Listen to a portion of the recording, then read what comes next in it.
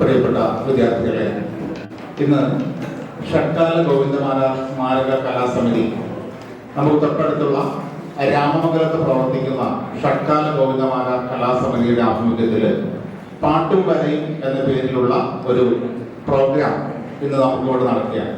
നമ്മളെ സംബന്ധിച്ച് ഇത് പിറവത്തെ പല വിദ്യാലയങ്ങളും ഇത് ഈ പ്രോഗ്രാം നടത്തുന്നതിന് ശ്രമിച്ചെങ്കിലും നമുക്കാണ് ആ ഒരു വലിയ ഭാഗ്യം ലഭിച്ചിരിക്കുന്നത്. കാരണം ഷഡ്കാല ഗോവിന്ദമാരാരെ പറ്റി രണ്ട് വാക്കുകൾ പറഞ്ഞുകൊണ്ട് ഞാൻ എൻ്റെ സ്വാഗതത്തിലേക്ക് കിടക്കുകയാണ്.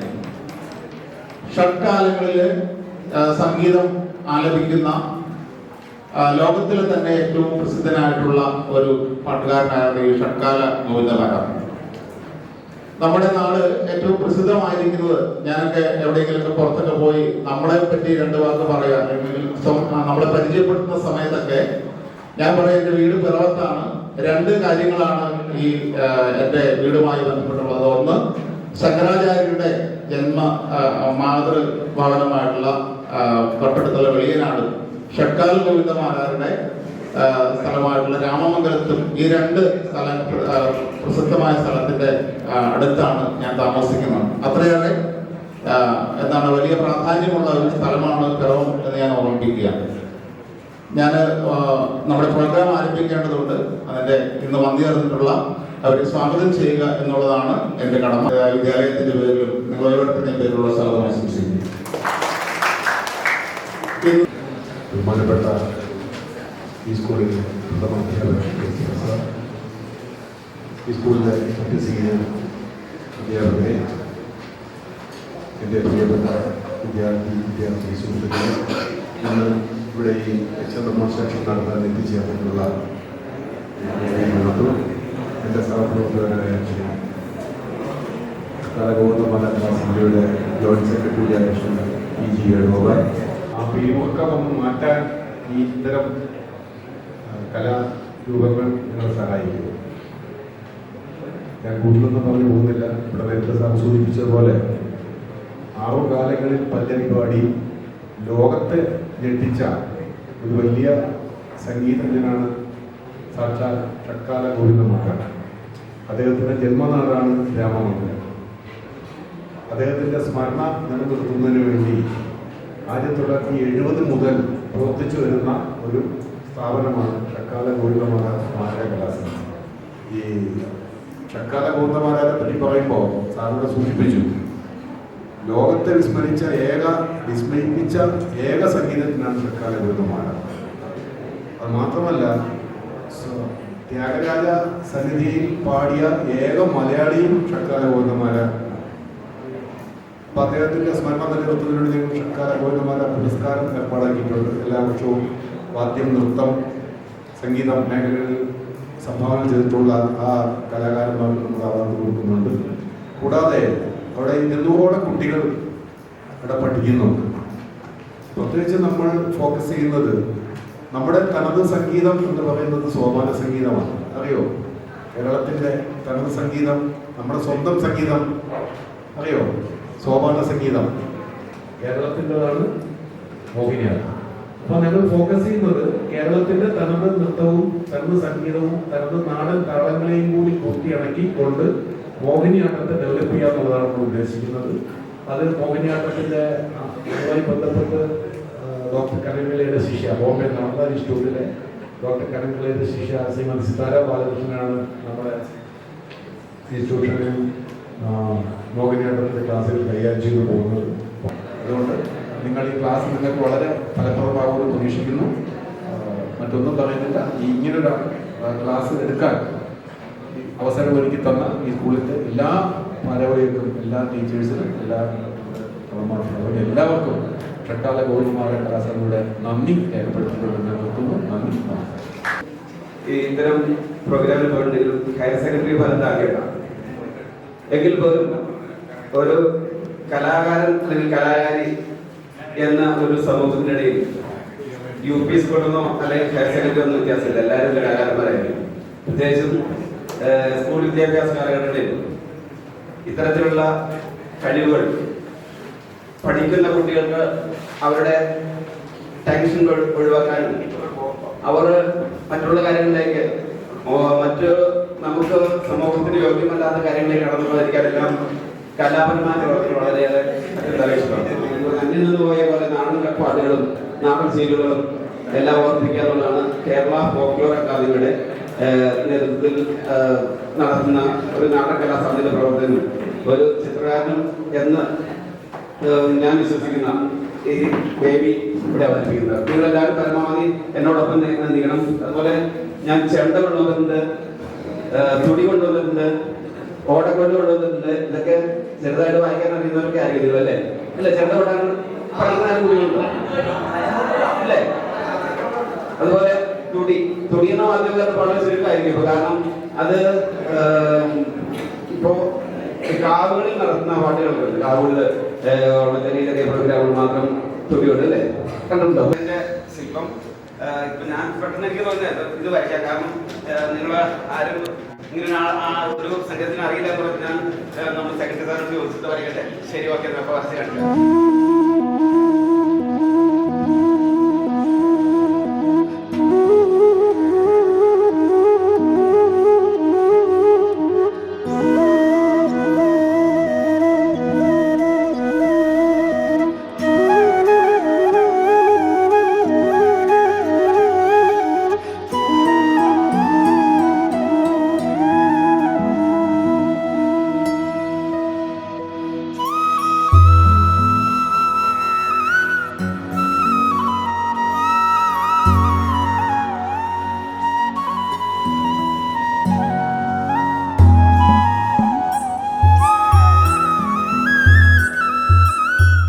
ഞാൻ എല്ലാ ഞായറാഴ്ചയും ഈ ശില്പത്തിന്റെ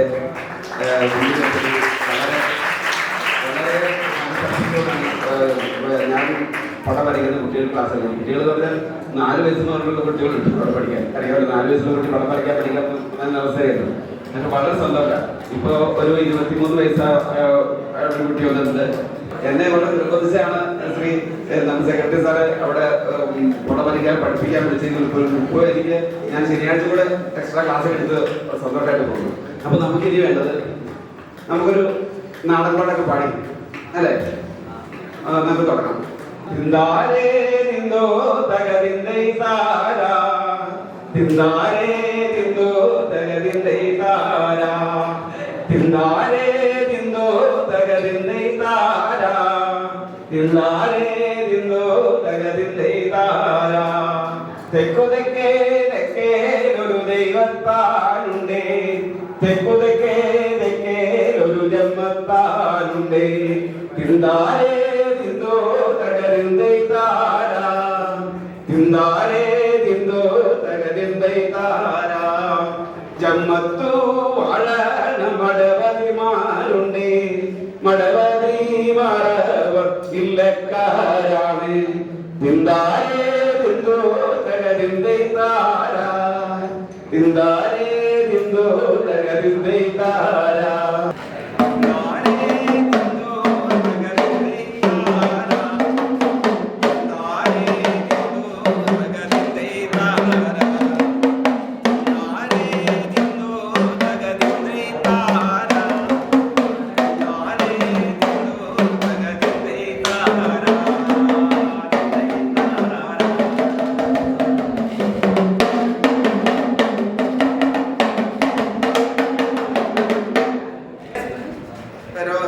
രൂപസാദൃശ്യമുള്ള ചിന്തുണ്ട്, ഇടയ്ക്കുണ്ട്.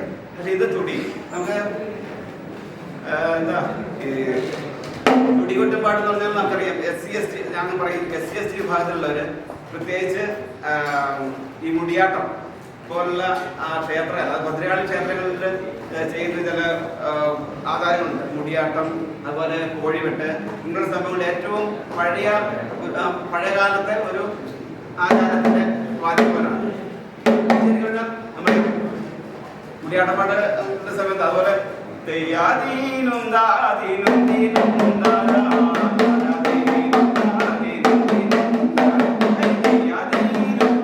ഈ താളങ്ങളൊക്കെ ചെണ്ടയേക്കാൾ നല്ലത്. ചെണ്ടയാണെങ്കിൽ വലത്തിനെ നമ്മൾ ഉപയോഗിക്കുള്ളൂ. പക്ഷേ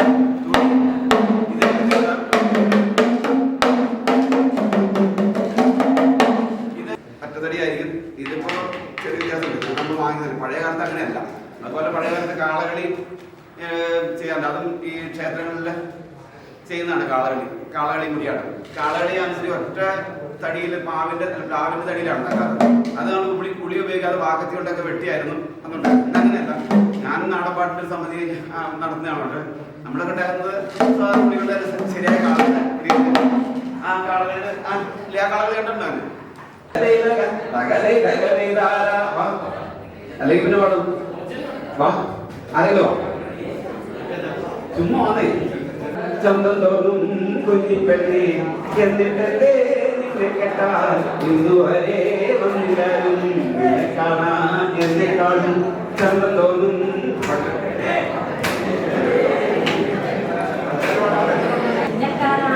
എന്നെക്കാളും ചന്തം തോന്നും കുഞ്ഞിപ്പെണ്ണെ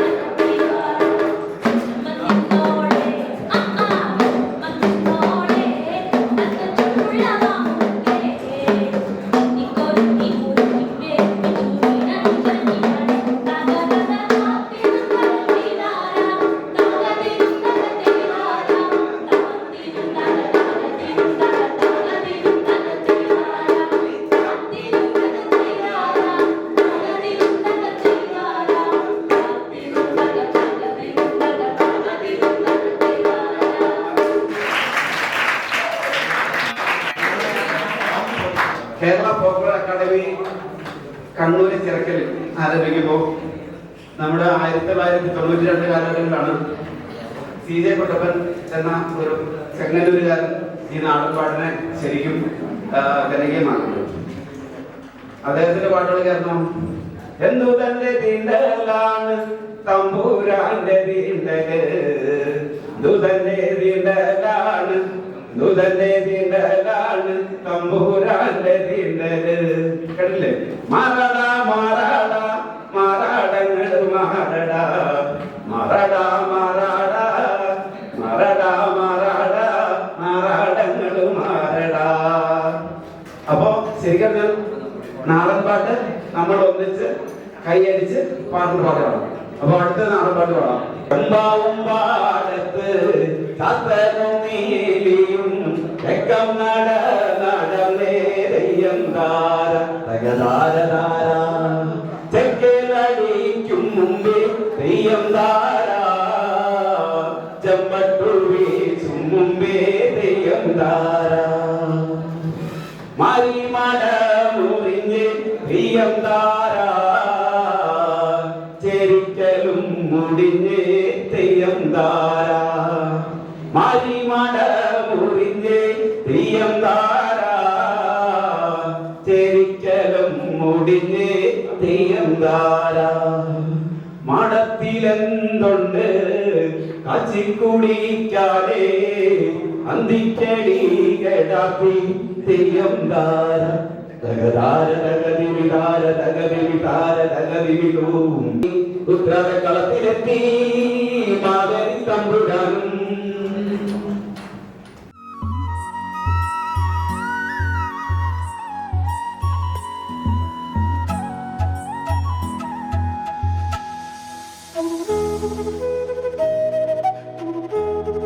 മാവേലി തമ്പുരാനും ആരെല്ലാം തൂകിയാലും തുമ്പക്കളം വരണം, തുമ്പക്കളവും വന്നാൽ പോരാ തുമ്പക്കുടവും വേണം. ഇത്താം തെയ്താരാ തെയ്തകരാരാ ഇത്താം തെയ്താരാ തെയ്യത്തിനെന്താരാ ഇത്താം തെയ്താരാ താരാ തെയ്തകരാരാ ഇത്താം തെയ്താരാ തെയ്യത്തിനെന്താരാ. ആരെല്ലാം പൂവെറിഞ്ഞു ആരെല്ലാം കായെറിഞ്ഞു താഴത്തെ കാവിത്തുള്ളാൻ പിന്നെയും കൊമ്പനെത്തി.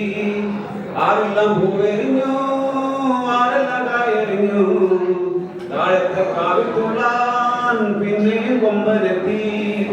ആരെല്ലാം തൂവിയാലും പുന്നക്കളം വരണം, പുന്നക്കളവും വന്നാൽ പോരാ തുമ്പക്കുടവും വേണം.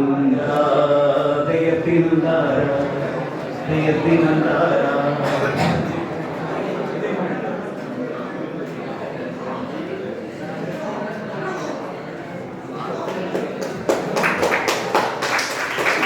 ഇനിയും നടക്കാം രാവിനു മുൻപേ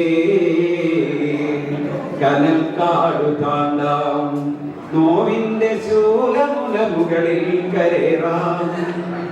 നാരായ ബിന്ദുവിൽ അഗസ്ത്യനെ കാണാം. ചിടനീണ്ട വഴിയടന്നും പിളർന്നും കാട്ടുചെടിയുടെ തുടിക്കുന്ന കരളറിഞ്ഞും ചിലയും അമ്പും നീട്ടിയിരതിരഞ്ഞും പാണ്ഡവൊലിവാർന്ന ചുടുവിയർപ്പാൽ തിരഞ്ഞും മലകയറുനി നമ്മൾ ഒരു വേള ഒരു കാലമേ ഉള്ളൂ മുകളിലെത്താൻ. ഇപ്പോൾ ഈ അനുജന്റെ ചുമരിൽ പിടിക്കൂ ഇപ്പാദശിരമത്തിച്ച വിട്ടു നോവിന്റെ തീ മഴുവെറിഞ്ഞതിൻ കണ്ണാൽ ഈ വഴിയിൽ നീ എന്തിലൂടെ കരയൂ. അത് വടക്കേ മലബാറിലെ പ്രധാനപ്പെട്ട ഒരു ക്ഷേത്ര കലയാണ് തെയ്യം.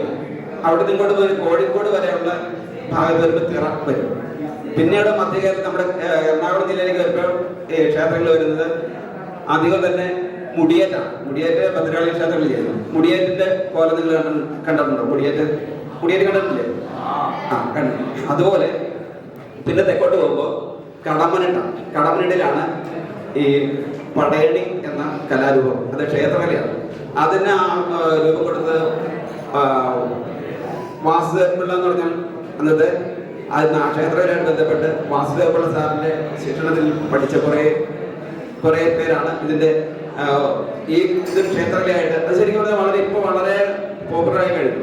അവിടെയുണ്ട് കാലനും കുളികനും അടക്കം ചില രൂപങ്ങൾ. അത് ഈ മുടിയേറ്റ് പോലെ തന്നെ കാളി ദാരികയുടെ യുദ്ധം പോലെ തന്നെ ഉള്ള കാര്യങ്ങളൊക്കെ അവിടെയുണ്ട്.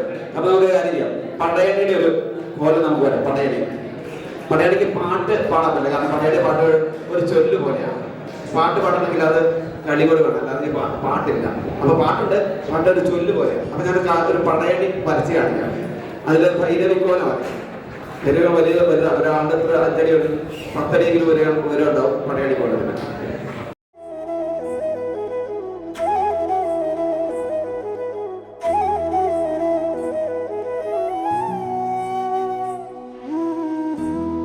പടയണിയുടെ കോലം ഉണ്ടാകുന്നത് എങ്ങനെയാണല്ലോ? പടയണി കോലം ഉണ്ടാകുന്നത് കാമുകിന്റെ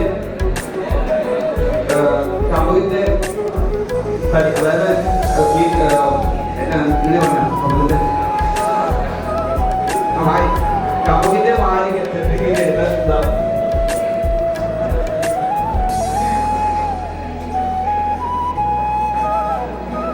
ഇതുപോലെ ഒരു ഒരു ഫ്രെയിം ഉണ്ടാക്കിയിട്ട് അതിന് മുകളിൽ പാള പച്ചപ്പാള അതേ സമയത്ത് പച്ചപ്പാളയുടെ പുറം ജനിച്ചിട്ടുണ്ട്. ആ പാളയാണ് ഇവിടെ ഓരോ ഭാഗങ്ങളായിട്ട് വരച്ചിട്ടുള്ളത്. 101 ദൈവങ്ങളെ കോലങ്ങളുടെ ചിത്രമുണ്ട്. ആ 101 പാളങ്ങളും എടുത്ത് അതുപോലെ വരച്ച് തുന്നി പിടിപ്പിക്കാതെ അതും ഈ രീതിയിൽ തന്നെയാണ്. അവിടെ മറ്റൊന്നും ഉപയോഗിക്കുന്നില്ല.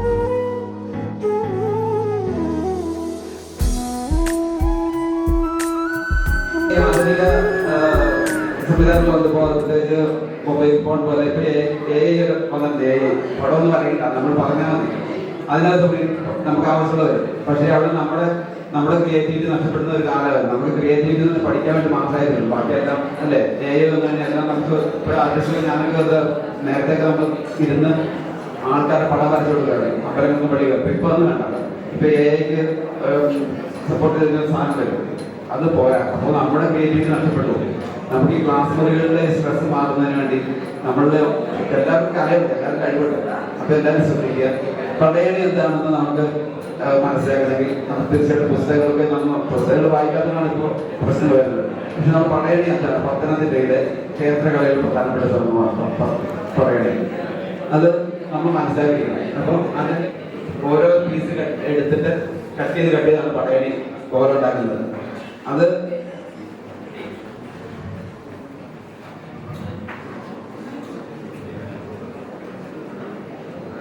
പടയണി സാധാരണ നമ്മുടെ അമ്പലങ്ങളെ പോലെ ഈ വൈദ്യുതിയുടെ പ്രകാശങ്ങളല്ല, ചൂട്ടിന്റെ വെളിച്ചത്തിലാണ്. ചൂട്ട് വെളിച്ചത്തിലാണ് പടയണി.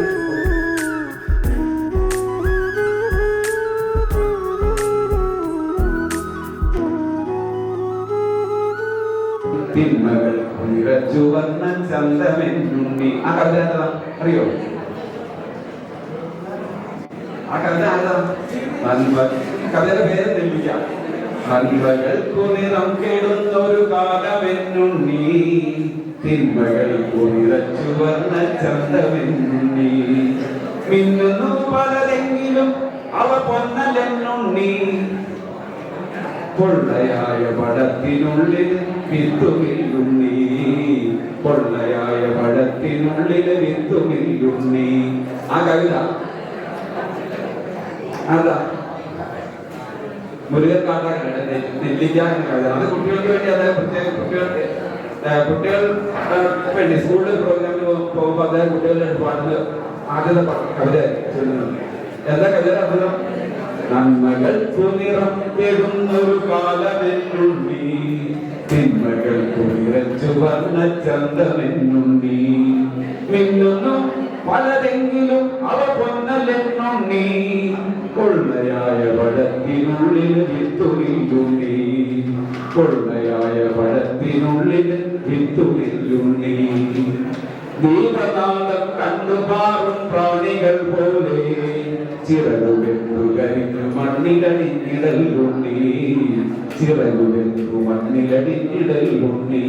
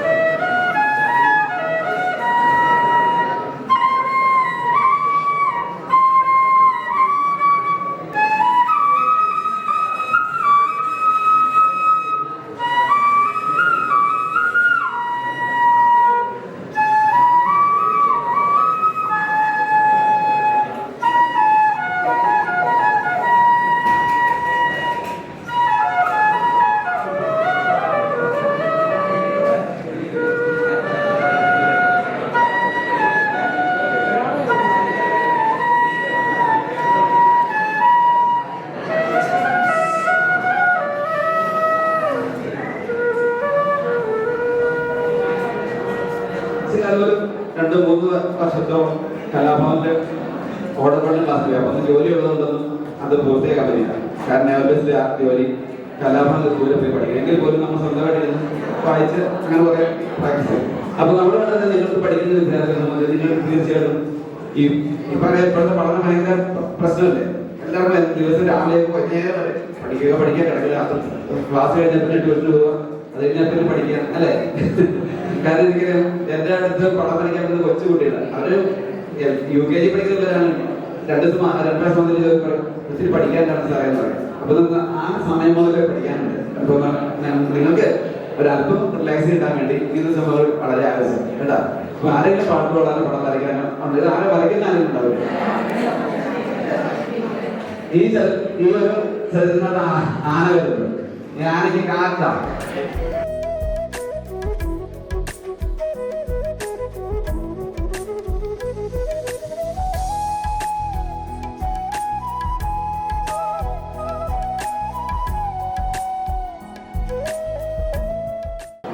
ആന വരയ്ക്കുന്ന ഇത്ര സംഭവം അല്ലേ.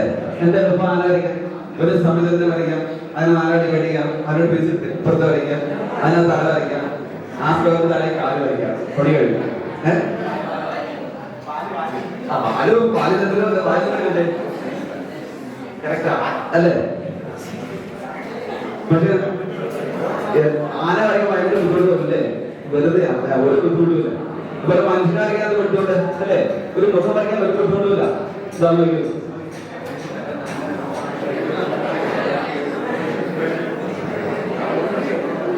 ഒരു മുഖം വരയ്ക്കാൻ എളുപ്പം ഇതുപോലെ വരയ്ക്കാം. ഇതിന് തുല്യം ഡിവൈഡ് ചെയ്ത്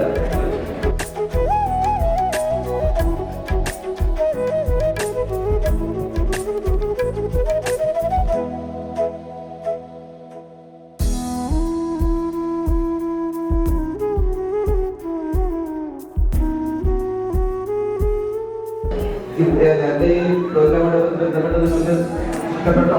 എന്താണ് നിങ്ങളുടെ അഭിപ്രായം? അപ്പൊ ഞാനെന്തായാലും തൽക്കാലത്തേക്ക് നമുക്ക് ഈ പ്രോഗ്രാം കൂടെ അവതരിപ്പിക്കാം. കാരണം സ്കൂൾ സമയമാണ്. അതായത് ഈ പ്രോഗ്രാമിന് ക്ഷണിച്ച കലാസമിതി സെക്രട്ടറിക്കും സെക്രട്ടറിക്കും നന്ദി പറയുന്നു. എൻ്റെ സ്ഥലമാണ് കലാകാരന്മാർ കലാസമിതി. അതുപോലെ ഈ പ്രോഗ്രാം ആത്മാർത്ഥമായിട്ട് എന്നോട് സഹകരിച്ച് എൻ്റെ കൂടെ കൂടിയ കുട്ടികൾക്കും അധ്യാപകർക്കുമെല്ലാം നമസ്കാരം. എങ്ങനെയുണ്ടായിരുന്നു നമ്മുടെ പ്രോഗ്രാം? നല്ലതായിരുന്നോ? നല്ലതായിരുന്നു. ഒരു കാര്യം സാറ് പറയാൻ പറ്റുമോ? സാറിൻ്റെ കുട്ടി നമ്മുടെ ഇവിടെ +2 കഴിഞ്ഞാണ്, ഇവിടെയാണ് പഠിച്ചത്. സാറ് നേരത്തെ നമ്മുടെ രക്ഷകർത്താവ് കൂടിയാണ്. കുട്ടി ഇപ്പോൾ BTech-ഉം M.Tech-ഉം കഴിഞ്ഞിട്ട് ഇപ്പോൾ UK വർക്ക് ചെയ്യാം. എൻ്റെ പേര് ജിബീത അനീഷ്. ഞാൻ കൊമേഴ്സ് +1 പഠിക്കുന്നത്. അപ്പോൾ ആദ്യം തന്നെ ക്ലാസ് എടുത്ത സാറിന് ഒരു ബിഗ് താങ്ക്സ്. കാരണം ഞങ്ങൾ ഇതുവരെ ഇങ്ങനത്തെ സാധനമൊന്നും കണ്ടിട്ടില്ല. അതുകൊണ്ട് ഇങ്ങനെ പുതിയ കാര്യങ്ങൾ കാണിച്ചു തരാനും പിന്നെ ഈ എക്സാമിൻ്റെ തിരക്കിൻ്റെ ഇടയിൽ നമുക്കൊന്ന് കുറച്ച് റിലാക്സേഷൻ ആയിരുന്നു സത്യം പറഞ്ഞാൽ. അതുകൊണ്ട് ഞാൻ പിന്നെ സ്കൂൾ അധികൃതർക്കും പിന്നെ ഈ ഷഡ്കാല ഗോവിന്ദമാല സ്മാരക കലാസമിതിക്കും എൻ്റെ നന്ദി അറിയിക്കുകയാണ്. Thank you.